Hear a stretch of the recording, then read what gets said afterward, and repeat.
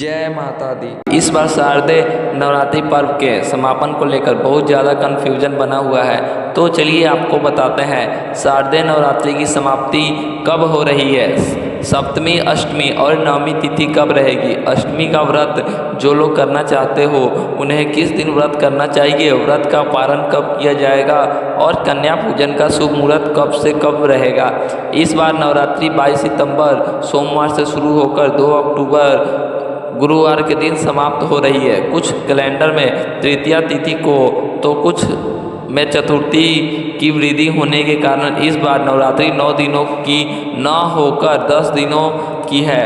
उदय तिथि के अनुसार सप्तमी तिथि इस बार 29 सितंबर सोमवार को रहेगी, अष्टमी तिथि 30 सितंबर मंगलवार को और नवमी तिथि 1 अक्टूबर बुधवार को और दसवीं तिथि रहेगी 2 अक्टूबर गुरुवार को।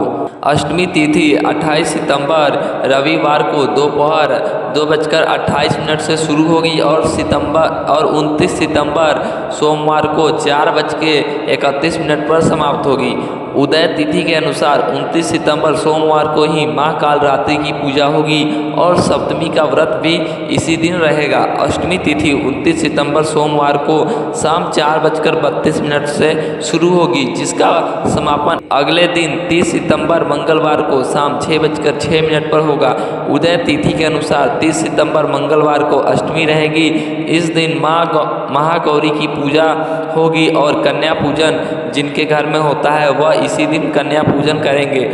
कुछ लोगों ने कमेंट में पूछा था कि क्या हम सोमवार के दिन कन्या पूजन कर सकते हैं क्योंकि अष्टमी लग रही है। तो ऐसे में हो सकता है कि कुछ लोग सप्तमी और अष्टमी का व्रत एक ही दिन कर ले, क्योंकि आधे दिन तक सप्तमी और आधे दिन तक अष्टमी शुरू हो रही है। तो जो लोग अष्टमी का कन्या पूजन किसी कारण से सोमवार को करना चाहते हैं वो शाम 4:32 से लेकर 6:18 से पहले कर सकते हैं, क्योंकि हमारे यहाँ सनातन धर्म में उदय तिथि को मान्यता दी जाती है और कुछ व्रत त्यौहार ऐसे होते हैं जिसमें उदय तिथि के अनुसार ही पूजन करना चाहिए।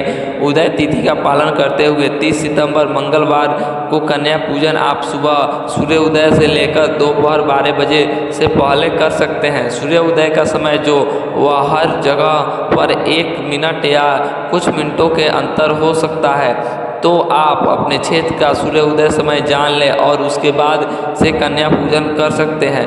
नवमी तिथि 30 सितंबर मंगलवार को शाम 6:07 से शुरू हो रही है, जिसकी समाप्ति 1 अक्टूबर बुधवार को शाम 7:01 पर होगी और 1 अक्टूबर बुधवार को दोपहर 12 बजे से 1:30 तक राहु काल रहेगा। ऐसे में जो लोग नवमी के दिन कन्या पूजन करेंगे उन्हें सुबह 6:18 से लेकर 11:55 के बीच में कन्या पूजन कर लेना चाहिए। इसी बीच में कन्या पूजन से पहले आप हवन भी कर सकते हैं। दसवीं तिथि के दिन नवरात्रि का व्रत पारण किया जाता है और इस दिन कलश विसर्जन भी किया जाता है।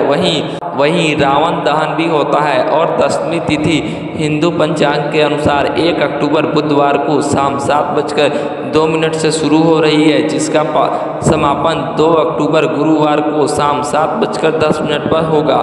उदय तिथि के अनुसार तो 2 अक्टूबर गुरुवार को ही दसवीं तिथि रहेगी और इसी दिन विसर्जन किया जाएगा, लेकिन गुरुवार का दिन होने के कारण लोग गुरुवार के दिन को विसर्जन के लिए ज़्यादा अच्छा नहीं मानते। तो ऐसे में आप नवमी तिथि के दिन यानी बुधवार को भी नवमी की पूजा करने के बाद चाहे तो विसर्जन कर सकते हैं, और यदि आप इस दिन नहीं करना चाहते तो फिर आने वाले शुक्रवार को विसर्जन किया जा सकता है।